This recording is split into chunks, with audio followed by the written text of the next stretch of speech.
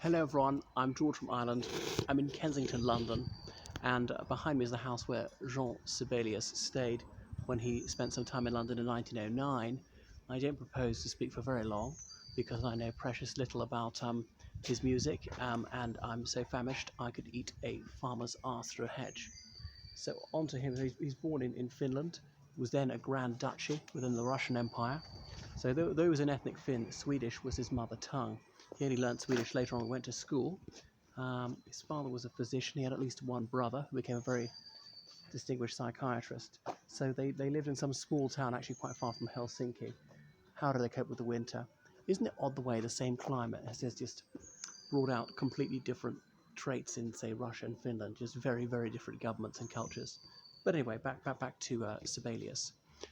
So obviously, he was very musically gifted. He's best known as a composer, not a performer.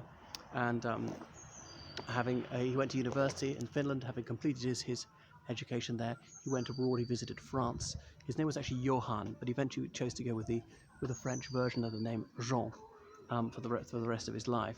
And so he visited the UK several times.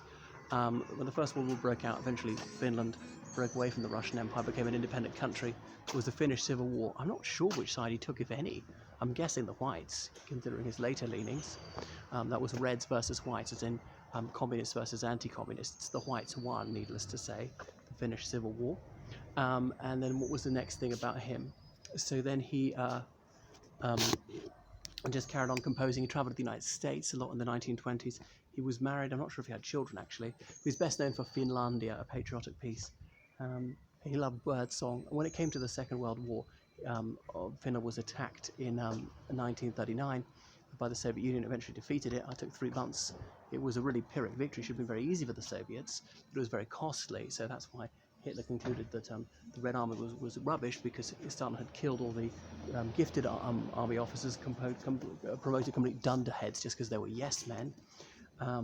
Anyway, so then when Germany attacked the Soviet Union, he advocated for Finland also attacking the Soviet Union to get back some of the land they'd lost in Karelia and around Vyborg. Obviously that didn't work because eventually they lost. But he was not molested by the Soviets when they occupied a bit of Finland. They didn't demand he be handed over, despite his prominence. He'd been awarded a medal on his 70th birthday by Hitler, which he accepted. So he was aware of the Holocaust, but didn't speak out against it. I don't think he was an anti-Semite, though.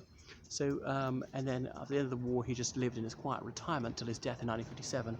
He was a well-known figure at the time, so the United Nations marked his death with a minute's silence.